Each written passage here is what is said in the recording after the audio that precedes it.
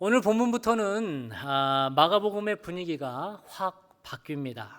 왜냐하면 오늘 본문부터는 예수님이 십자가를 지시러 예루살렘으로 올라가시기 때문입니다. 오늘 본문 마가복음 8장 27절부터 10장 마지막 절까지는 예수님이 십자가를 지시러 예루살렘으로 올라가시는 본문입니다. 그런데 오늘 본문 이전까지 예수님은 죽으시러 예루살렘에 올라가시기 전까지 자신이 이 땅에 왜 왔는지, 자기가 어떻게 죽을 것인지, 그리고 그 죽음이 끝이 아니라 그 이후에는 부활이 올 것인데 그 부활의 의미가 무엇인지를 사람들에게, 심지어 제자들에게도 정확히 말씀을 안 하셨습니다. 우리가 보기에 예수님 이제 거의 죽으실 때가 되었는데 그런 걸 얘기를 안 하시는 그런 모습, 우리가 보기에는, 우리가 전지적 작가 시점으로 성경을 알고 있기 때문에 우리가 보기에는 너무 답답한 마음이 듭니다. 그런 배경에서 오늘 말씀이 시작이 됩니다. 그런데 드디어 오늘 본문에서 예수님은 그렇게 숨겨놓으셨던 당신의 그 비밀스러운 메시아에 대한 이야기를 꺼내십니다. 먼저 27절 예수님은 이렇게 서두를 열어가십니다. 얘들아, 사람들이 나를 누구라고 하는 것 같냐? 그랬더니 제자들이 이렇게 대답합니다. 세례 요한이라고도 하고요, 엘리야 더러는 선지자 중에 하나라 하더이다. 근데 예수님은 사람들이 누구라고 말하는 게 관심 있는 게 아니라 나와 함께 동고동락했던 제자들이 나를 뭐라고 여기느냐, 메시아, 죄를 해결하고 모든 세상을 구원할 메시아로, 그리스도로 나를 보고 있느냐, 예수님은 그 고백을 듣고 싶으셨던 것입니다. 예수님은 이 땅에 랍비, 율법 교사나 마술사나 사회운동가로 오신 게 아닙니다. 우리의 죄를 위해서, 그래서 그 죄의 문제를 해결해서 우리를 하나님의 사람으로, 아들, 딸로 살기 위해서 이 땅에 오셨는데 그것을 제자들이 좀 알아줬으면 좋겠다는 거예요. 너희들은 나를 누구라 하느냐? 예수님이 제자들에게 물으시자 베드로는 멋있게 손을 바쩍 들면서 29절에 이렇게 얘기를 합니다. 베드로가 대답하여 이르되 주는 그리스도 메시아이시니이다. 예수님은 이 고백을 얼마나 듣고 싶었던지 모릅니다. 그 신앙 고백을 듣고, 베드로의 고백을 듣고 예수님 얼마나 기뻐하셨을까요? 그러자 예수님은 기다렸다는 듯 비로소 당신이 꼭꼭 숨겨놨던 이 비밀스러운 이야기를 제자들에게 비로소 하십니다. 31절을 같이 한번 읽어보겠습니다. 인자가 많은 고난을 받고 장로들과 대제사장들과 서기관들에게 버림받아 죽임을 당하고 사흘 만에 살아나야 할 것을 비로소 제자들에게 가르치시되, 비로소. 예수님은 공생애를 다 마칠 즈음에 이 비밀한 이야기를 제자들에게 비로소 하신 것입니다. 예수님은 제자들이 들을 귀가 있을 때까지 기다리셨음에 틀림이 없습니다. 돼지들에게 진주를 던지지 않는 것처럼 예수님은 제자들이 받을 준비가 될 때까지 기다리셨다가 비로소 말씀하신 것입니다. 우리의 삶도 마찬가지라는 거예요. 왜 내게는 저런 은혜가 없나? 남들은 다 받는 것 같은데 왜 내 삶엔 그렇게 길이 열리지 않는 것인가? 준비가 될 때까지 예수님 기다리신다는 것이죠.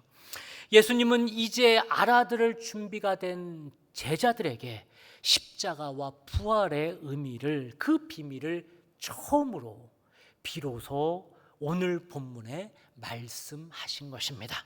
그런데 오늘 본문에 이해가 안 가는 지점이 제게는 또 하나 있었습니다. 만약에 제가 예수님이라면 이렇게 중요한 별이고 별우었던 이 신앙 고백을 듣고 싶었다면 저는 제자들을 아마 기도원에 데리고 갈 것 같아요. 아니면 교회 부흥회를 열어서 제자들을 맨 앞자리에 참석시킬 것 같아요. 1시간 찬양을 하고 1시간 기도를 한 다음에 얘들아 너희들은 나를 누구라고 하느냐라고 물어봤을 것 같아요. 그런데 예수님은 이들을 기도원이나 부흥회에 데리고 간 것이 아니라 27절에 보면 한 특정 장소로 이들을 데리고 갔는데 그곳이 어디입니까? 빌립보 가이사랴로 이들을 데리고 갔다는 거예요. 빌립보 가이사랴가 어디입니까? 헤롯 대왕의 아들 중에 하나인 헤롯 빌립이 있었습니다. 그는 자신의 왕위를 유지하고자 더 단단히 세우고자 로마의 황제, 당시의 황제가 티베리우스인데 이 티베리우스를 위해서 이 갈릴리 지역에 한 도시를 만듭니다. 자신이 통치하고 있는 도시 중에 가장 아름답고 중요한 도시를 로마의 황제 시저, 즉 가이사랴에게 바치는 것입니다. 도시 중앙엔 보란듯이 로마의 황제 동상을 높이 세우고 사람들에게, 지나다니는 많은 사람들에게 황제에게 숭배를 하고 가라고 강요를 합니다. 이렇게 로마의 황제 가이사랴에게 잘 보이고 싶어서 헌정한 도시가 어디라고요? 빌립보 가이사랴입니다. 도시 이름도 자기 이름에서 한자를 따서 빌립보, 그리고 황제의 칭호인 가이사랴를 결합을 시켜서 빌립보 가이사랴라고 명명합니다. 그러니 그 도시에는 황제 숭배가 횡행합니다. 당시의 세계를 지배하는 로마의 힘, 팍스 로마나, 강자의 폭력으로 잠잠해지는 평화가, 그 능력주의가, 그 인간의 욕망이 활활 타오르는 곳이 바로 빌립보 가이사랴입니다. 또한 헤롯 빌립의 욕망뿐만 아니라 그 황제의 동상을 보는 사람마다 사람들은 나도 저렇게 힘이 있었으면 좋겠다라는 욕망을 갖게 만드는 야망의 도시가 바로 빌립보 가이사랴였습니다. 예수님은 제자들을 바로 그곳으로 데리고 간 것입니다. 예수님은 제자들을 기도원이나 수련회에 데리고 가셔서 주를 고백하기 편하고 쉬운 장소인 그런 곳으로 데리고 가셔서 주는 그리스도시요 살아계신 하나님의 아들입니다라는 고백을 끌어내신 것이 아닙니다. 예수님은 당시에 황제 숭배가 팽배했던 빌립보 가이사랴에서 그 고백을 끌어내신 것입니다. 그렇다면 지금 여러분의 빌립보 가이사랴는 어디입니까? 내 삶에서 가장 영적 전쟁이 치열한 그 빌립보 가이사랴는 어디입니까? 하나님은 우리에게 그곳에서 하나님의 자녀임을 멋지게 드러내라고, 신앙 고백하라고 말씀을 하시는 것입니다. 교회에서는요 누구나 다 멋있고 경건하고 예수 잘 믿는 것 같습니다. 여러분 얼마나 지금 예수 잘 믿는 사람처럼 보이는지 몰라요? 이렇게 다 우리는 예수 멋지게 믿는 사람처럼 주일날 교회 와서는 보인다는 거예요. 그러나 빌립보 가이사랴와 같은 영적 전쟁이 치열한 곳에서는 다르다는 거예요. 여러분에게는 어디가 영적 전쟁이 가장 치열한 곳, 예수 믿는 것을 드러내기가 가장 어렵습니까? 가정이지요. 또한 일터지요. 그곳에서 과연 나는 예수 믿는 사람처럼 멋있게 내 신앙을 고백하며 살아가고 있느냐는 것입니다. 일터에서 우리는 내 삶으로 예수 믿는 사람을 못 드러내니 식사기도 하는 것마저 사람들의 눈치를 보면서 하고 있지는 않습니까?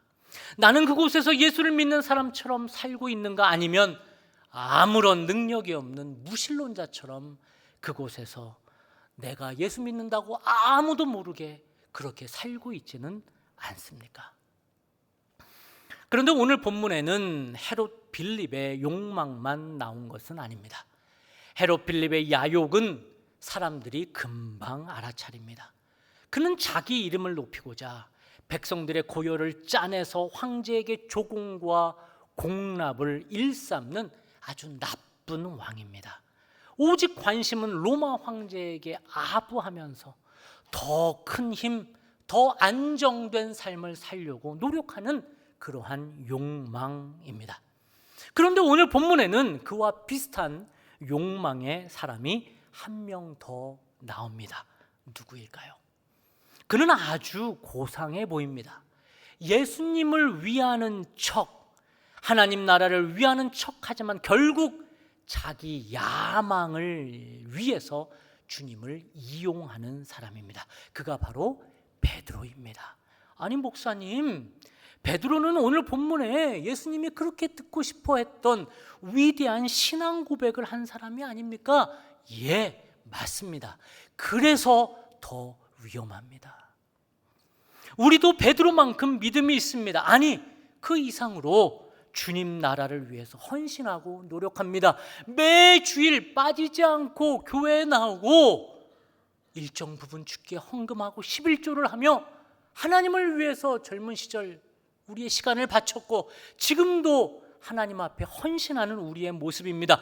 그러나 순간순간 자신을 돌아보는 시간을 갖지 않았던 베드로처럼 우리도 주를 위해서 한다는 모든 것이 결국은 다 내 이름을 내고 내 욕망을 발현하는 것일 수 있다라는 겁니다. 예수님이 오늘 본문에서 이 부분을 꼬집으셨습니다. 오늘 본문에 예수님은 베드로의 위대한 신앙 고백, 주님은 그리스도이십니다라는 고백을 들으시고 드디어 비로소 내가 어떻게 십자가에서 죽을 것과 부활의 신비에 대해서 말씀하십니다. 즉 예수님은 당신이 죽어야 온 인류를 위한 구원의 길이 열린다고 말씀하십니다. 그러자 베드로는 이상하게 반응합니다.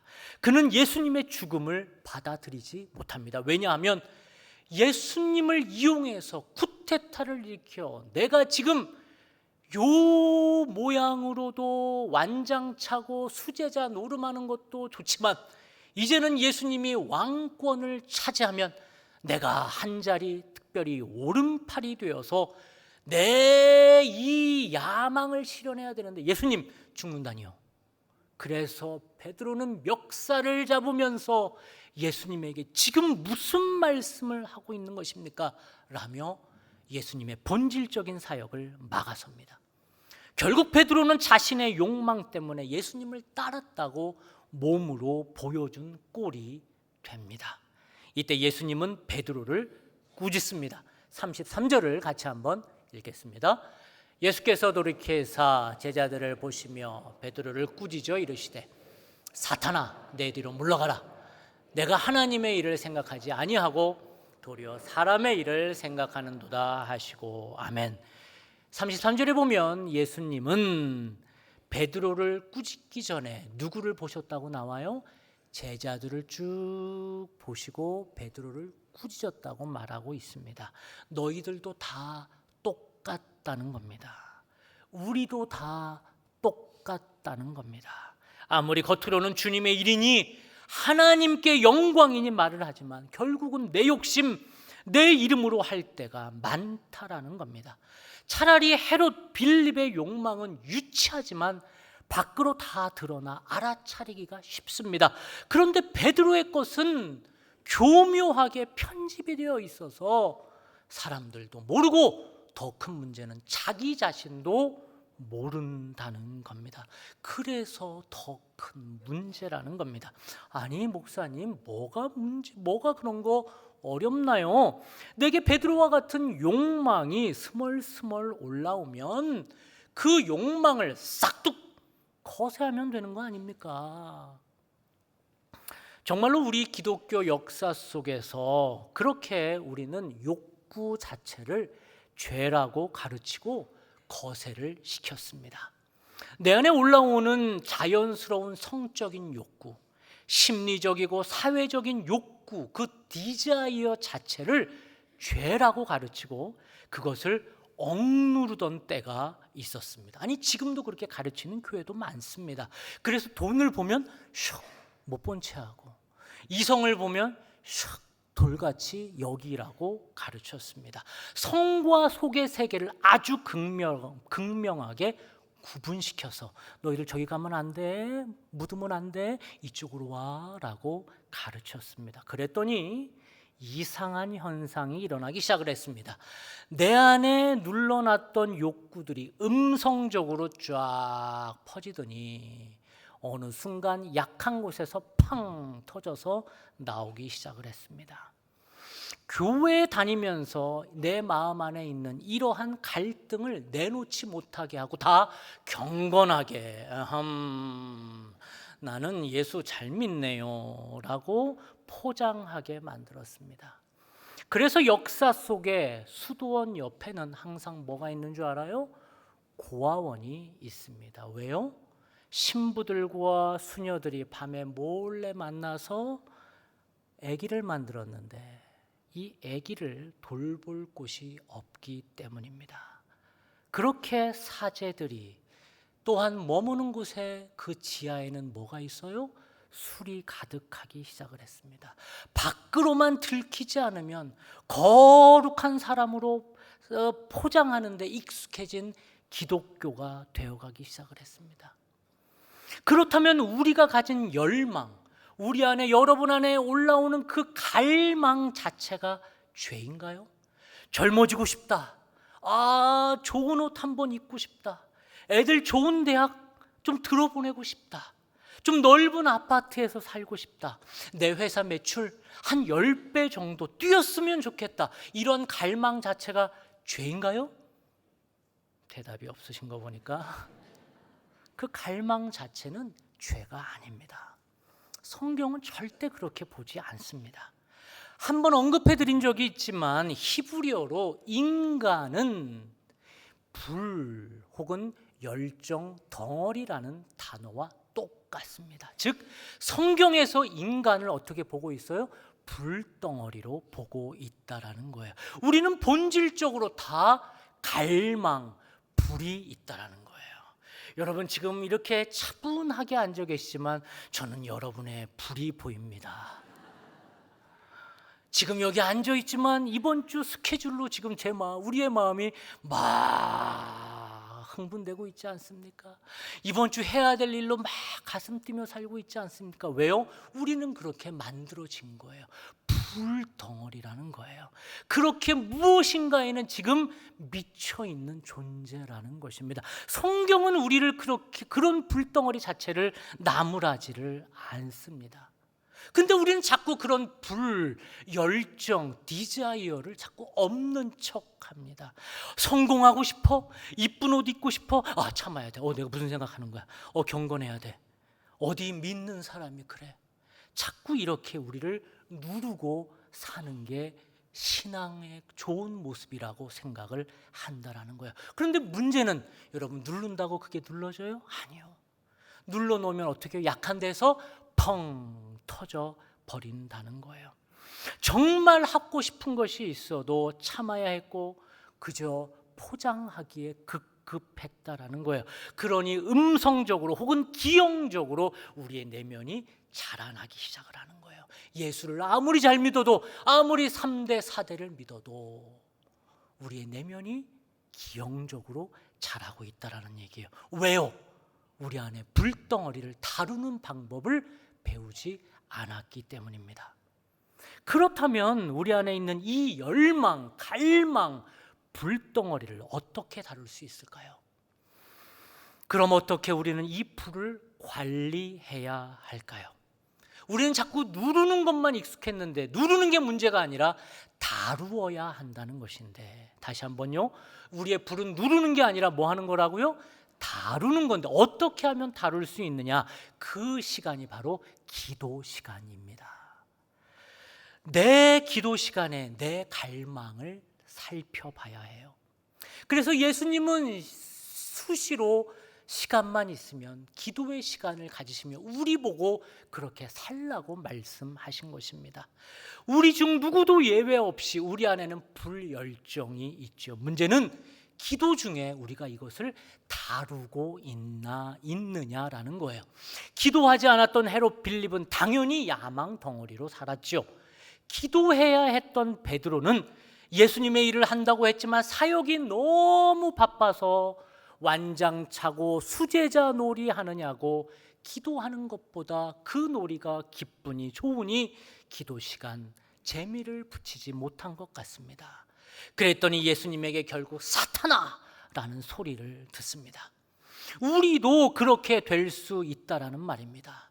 기도 중에 내 안에 있는 이 불, 이 에너지를 감지하고 왜 내 마음이 이렇지?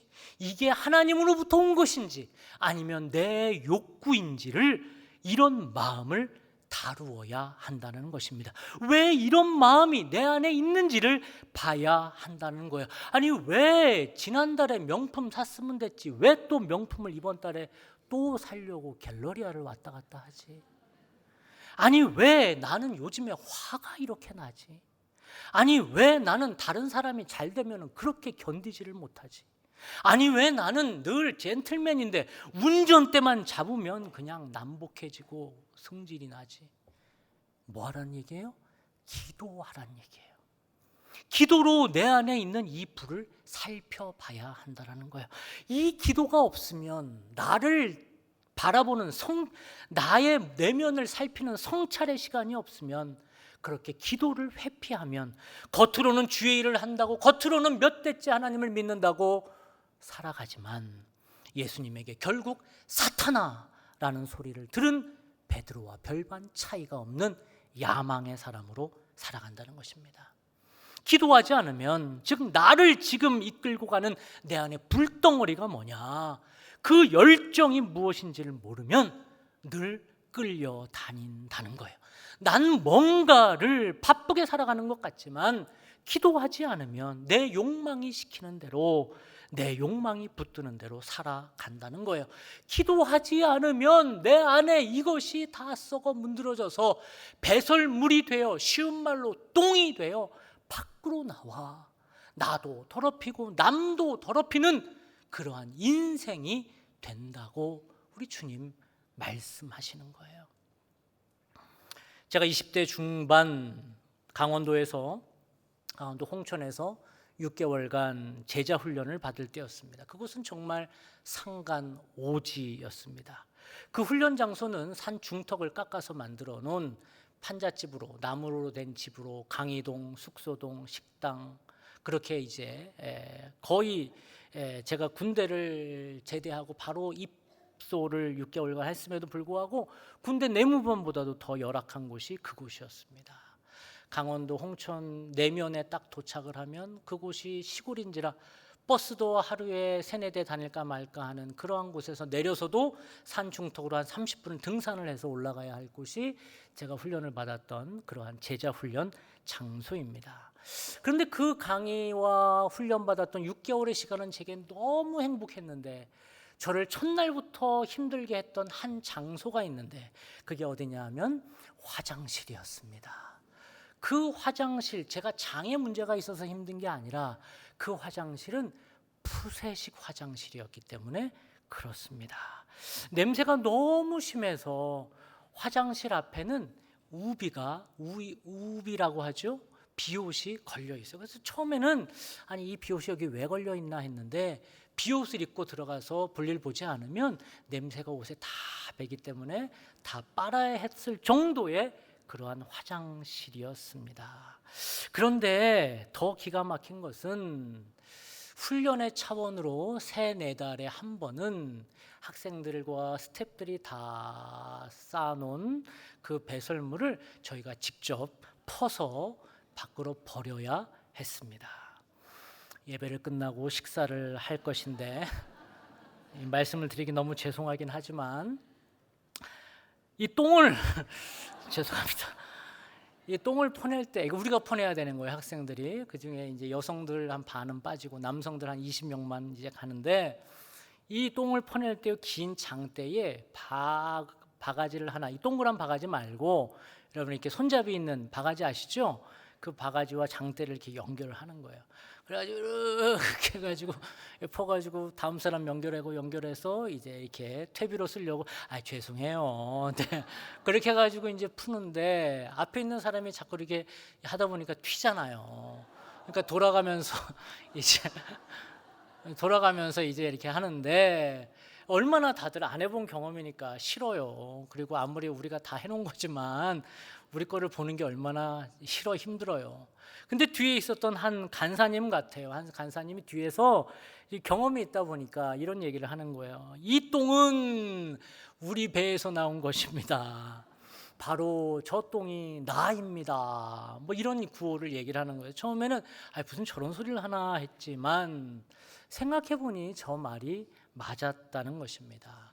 아니, 내가 정말 배설물처럼 내가 살아가는 거 아닌가. 왜냐하면 6개월 동안 좋은 훈련을 받으면서 좋은 강의를 12주간 들으면서 저는 얼마나 이거를 다음에 써먹으려고 노트 필기를 얼마나 잘했는지 몰라요. 색깔을 바꿔가면서 결국 그 모든 말씀을 하나님이 누구에게 하시는 말씀이에요? 나에게 하는 말씀이신데 나는 그걸 적어서 요건 누가 들었어야 했는데, 요건 누가 들었어야 했는데, 요건 누구를 위한 말씀인데, 그러면서 그거를 나중에 써먹을 거 생각을 하면서 그렇게 했다라는 거예요. 결국 내가 바뀌지 않고 남을 바꾸려고 하는 그러한 마음, 그리고 내 안에 나도 모르게 나오는 배설물과 같은 내 입에서의 말들, 결국 저 똥이 나입니다 라는 고백을 할 수밖에 없었습니다. 그리고 그날 저녁 식사는 카레가 나왔습니다. 오늘 점심은 카레가 아닙니다. 말씀을 맺겠습니다. 진짜입니다. 헤롯 빌립, 베드로 모두 욕망의 아이콘입니다. 자신의 야망을 위해서라면, 로마의 황제 카이사리의 인정을 받기 위해서라면 더 높아지려고 안달이 난 헤롯 빌립이 바로 우리입니다. 베드로 역시 마찬가지입니다. 그는 안 그런 척, 예수님을 위해서 사는 척, 누구보다 예수님의 수제자인 척 하지만 그야말로 자신의 꿍꿍이는 따로 챙겨놓은 베드로 역시 우리입니다. 그들은 모든 자신의 갈망을 다루는 방법을 몰랐습니다. 인간이 불덩이인 것을 망각하고 자신의 불을 다루지 않았습니다. 우리는 어떻습니까? 여러분은 여러분의 숨은 열망을 다루는 시간이 있습니까? 바쁘게 주를 위해서 살고, 바쁘게 이번 한 주도 돈을 벌기 위해서 살고, 이제 한 주도 돈을 벌기 위해 주를 위해 애쓰며 살고 있지만 정작 내 내면을 살피는 기도의 시간이 여러분에게는 있습니까? 여러분을 기도의 자리로 초대합니다. 기도할 때 여러분의 열망이 헤롯 빌립의 것과 같이, 베드로의 것과 같이 사단의 모습으로 나타나지 않을 줄 믿습니다. 기도할 때 내 안에 버려야 할 배설물이 있는지, 내가 무엇 때문에 잠을 못 자는지, 내가 무엇 때문에 이렇게 화가 나는지 알게 됩니다.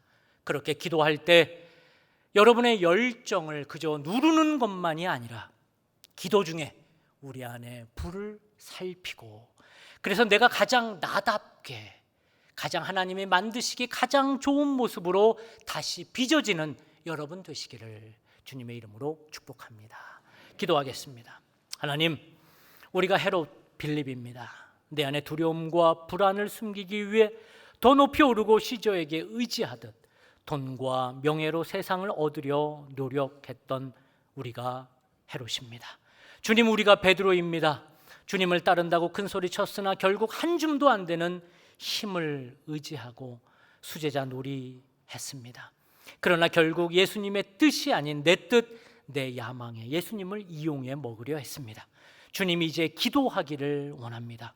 기도 중에 나를 살피고 성찰하고 내 안에 배설물을 개어내며 가장 나다운 모습으로 만들어지게 하옵소서. 예수님의 이름으로 기도합니다. 아멘.